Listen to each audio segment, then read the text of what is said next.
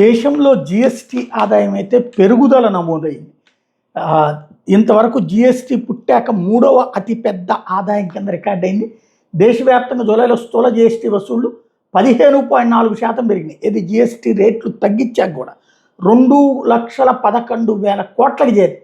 GST విధానం వల్లకి వచ్చిన తర్వాత వసూళ్ల పరంగా ఇది మూడవ అత్యధికం అనమాట.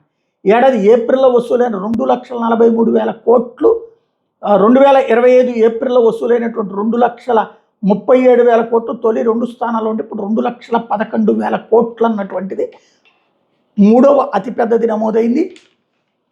దేశం అభివృద్ధి పదంలో పరుగులు పెడుతోందనడానికి సాక్ష్యం ఇదే.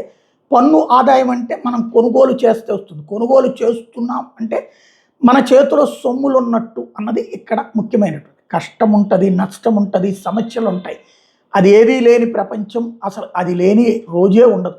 బట్ ఆ పరుగులోనే ఎదుగుదల అనేది నమోదవుతూ ఉంటుంది. దానికి సాక్ష్యం ఇది.